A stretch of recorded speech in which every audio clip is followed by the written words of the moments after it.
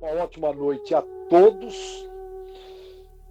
Vamos lembrar, ódio significa antipatia, contrário de simpatia, e aversão para com algo ou alguém.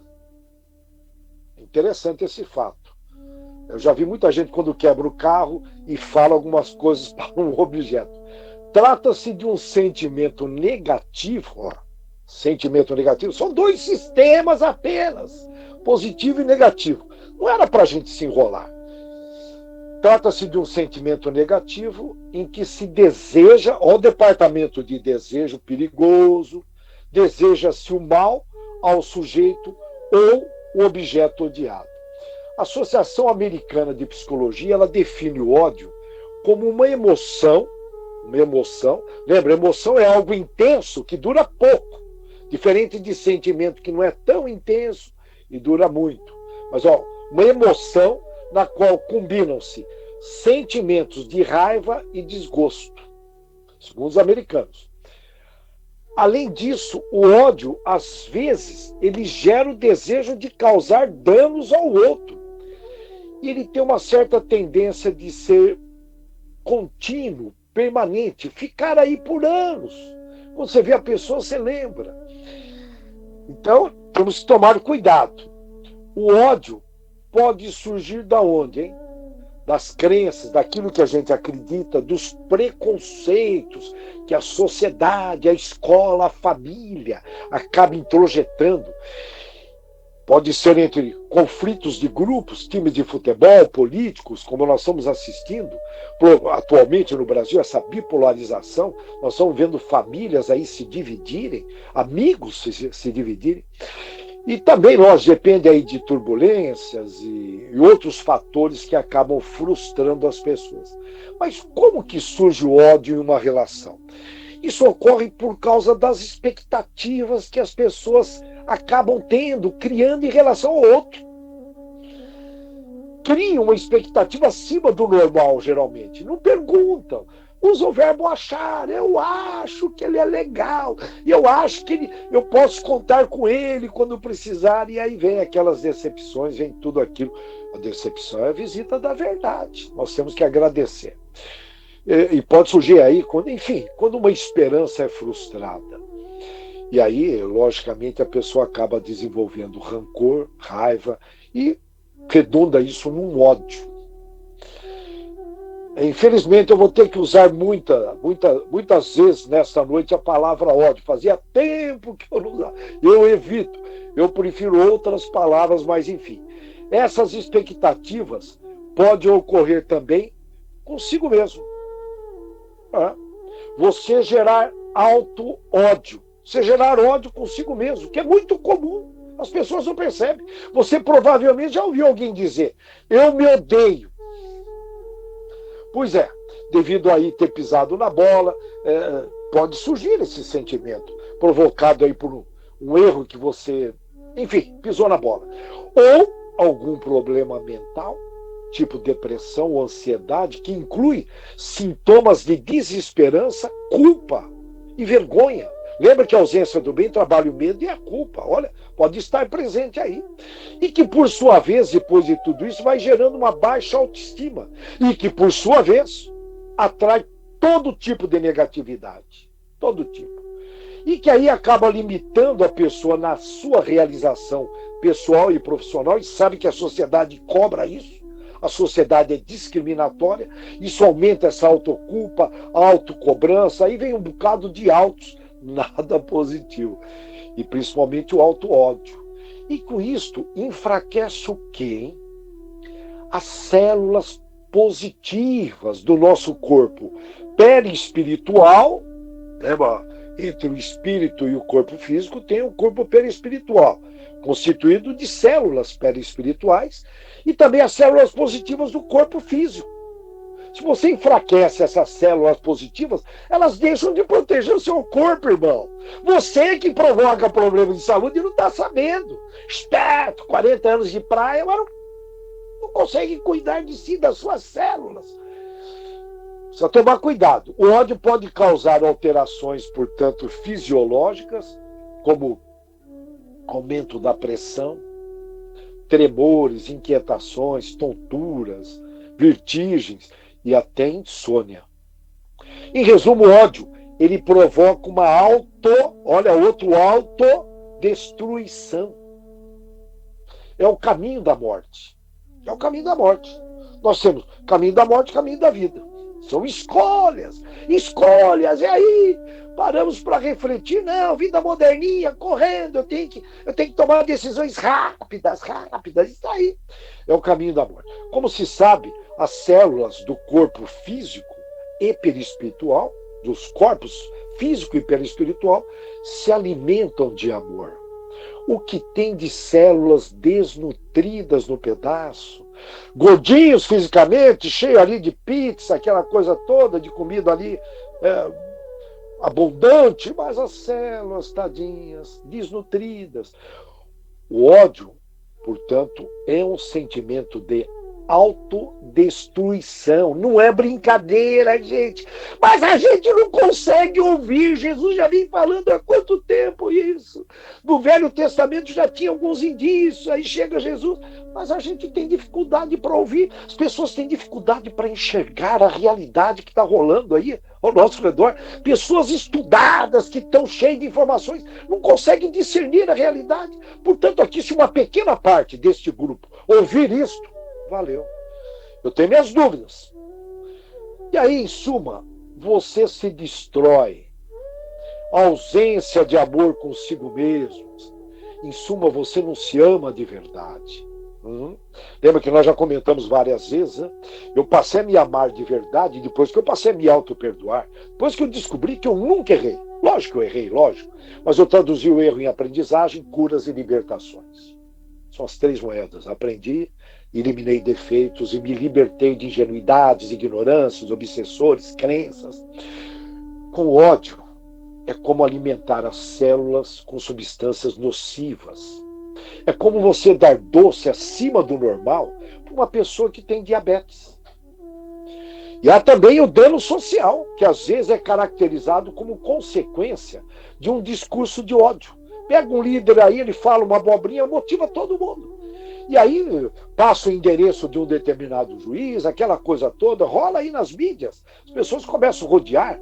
Eu estou lembrando aí na manifestação de Bauru, uma pessoa entrou de moto lá acelerada e quase pegaram o menino, ainda bem que o pessoal que estava ali eram pessoas do bem, pacíficas, desculpa. Liberaram o menino, não sei o intuito dele, ele entrou lá atropelando todo mundo. Que Deus o abençoe. Mas olha, procederam corretamente. É um exemplo, hein? Olha, você vê que as tentações vêm a todo momento.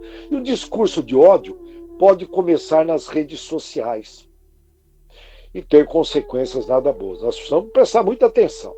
Para superar esses sentimentos, é importante reconhecer os sinais e sintomas.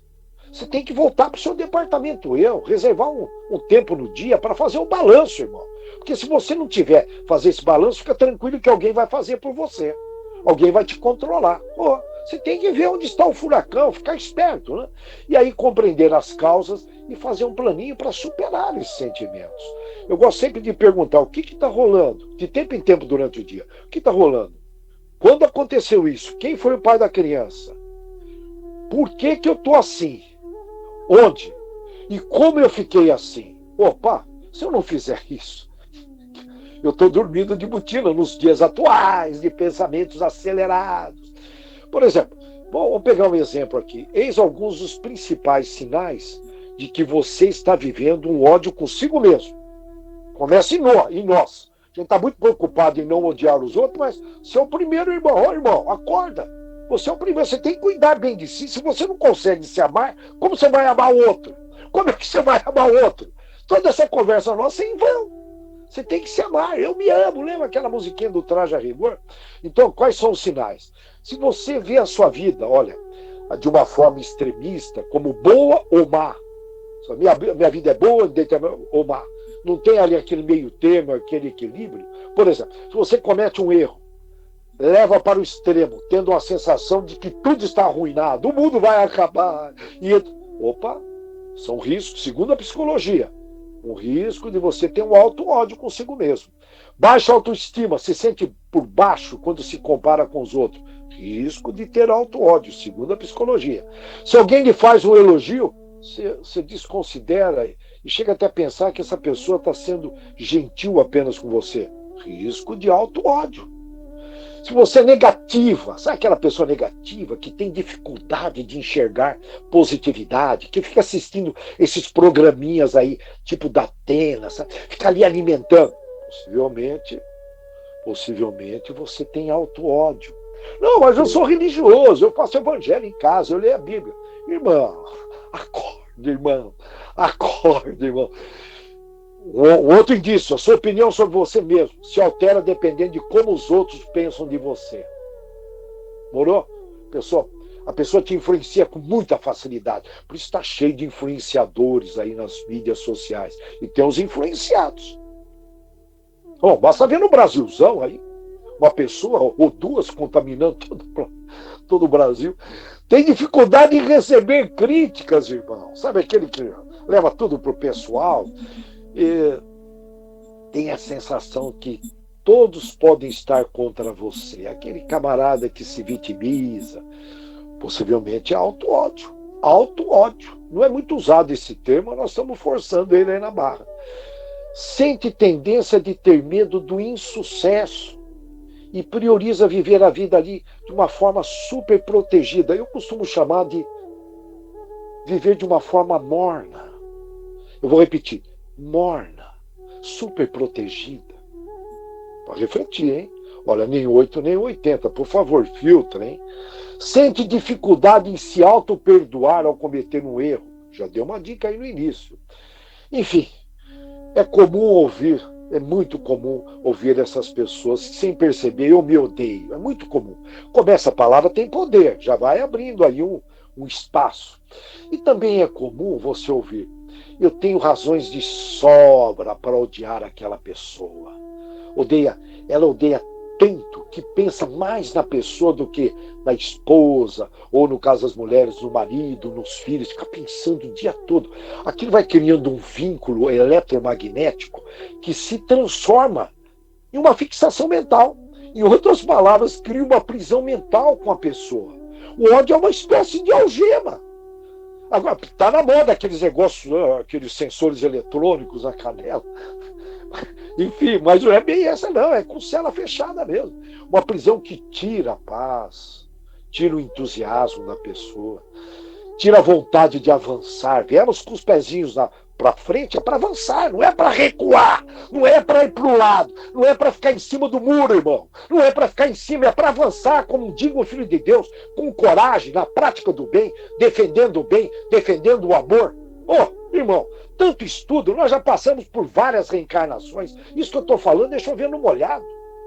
Vocês sabem disso. Já ouvimos isso no meio evangélico, meio católico, em vidas anteriores. E aí vem essa pergunta, para que isso? O que você está ganhando com isto? Fazendo isso, você está se afastando de Deus. É o caminho da morte. Eu falo morte no bom sentido, a morte não existe, né? Não é verdade?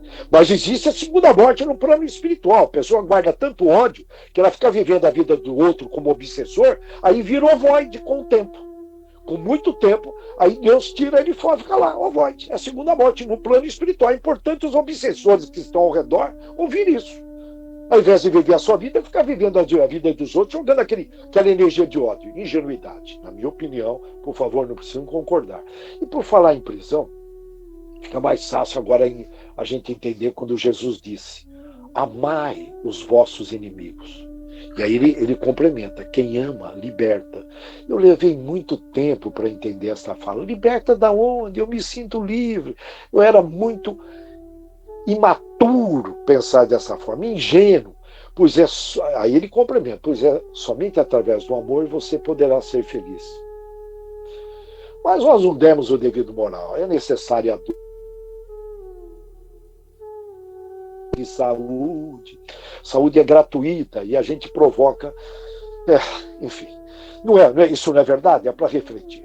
Dicas para conviver com uma pessoa que você ainda, eu vou repetir, ainda não ama. Porque com o tempo você vai amar com as reencarnações, com esse projeto maravilhoso de Deus.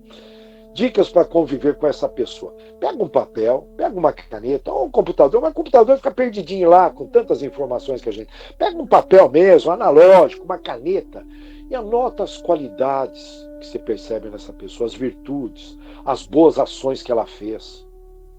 Com o tempo você verificará que o ódio que está ali, é devido a uma situação única, um erro, que na sua opinião a pessoa cometeu, foi ali. Mas ela não é aquilo tudo que você está ali engendrando, pensando. Eu tenho uma lembrança muito interessante. Eu morava perto da maternidade de Santa Isabel e na rua eu estava descendo para entrar no meu prédio, do outro lado tinha um carro, eu tive que parar no meio da rua, esperar o portão abrir. E veio um carro, eu até pensei ali na geração X, Y, faz um tempo isso, geração X, Y, agitadinho, acelerado, ansioso, começou a buzinar. Eu falei, meu Deus do céu, quase 10 horas da noite, essa pessoa buzinando. Eu lembrei de um amigo que morava nos Estados Unidos, ele ligou para mim, ele escutou uma buzina. Eu morava numa casa terra, ele escutou uma buzina e falou, Deus, aí no Brasil ainda continuam buzinando aí de bobeira. Aqui nos Estados Unidos é proibido, é uma falta de educação buzinar. Eu lembrei, eu falei, cara, agora que eu vou entrar bem devagar no portão. Aí eu fui entrando bem devagarinho no portão, quando eu olho, era um camarada, um pai com a esposa grávida, que estava para ter um bebê correndo para a maternidade. Aquilo pesou tanto na minha consciência. Eu fiquei imaginando, a hora que eu estava pensando nesse bate-papo que nós estamos tendo aqui, eu fiquei imaginando, ele deve ter jogado um pensamento tão hostil em cima de mim, mas foi eu não sou aquilo. Mas de alguma forma eu vacilei, eu reagi. Eu fui negativo ali perante aquele caso. Hoje, depois dessa, eu aprendi. Quando surge, eu não precipito mais, não tomo atitude, procuro averiguar, porque na realidade eu entrei num processo de retaliação. Ele estava ansioso, a esposa estava para dar à luz, possivelmente o primeiro bebê, dá para imaginar? Minha consciência pesou, mas eu aprendi muito. Hoje eu não vacilo mais, hein? Pode buzinar, pode fazer o barulho. Enfim, todos nós cometemos aí erros, temos defeitos, por isso nós estamos aqui. Os defeitos são perecíveis, senão eu não estaria aqui nessa dimensão. Não adianta eu fazer cara de bonzinho. Tem muito que aprender, muito que me curar, muito que libertar, pagar minhas dívidas de vidas anteriores. Mas eu aprendi muito, viu? Então, nós nunca podemos analisar a pessoa por aquele ato. E geralmente a gente faz isso. A gente aí com 40 anos de praia, estudado no meio. Na prática é um outro papo. Na teoria aqui nós somos bonitões. Muito cuidado, por outro lado, né?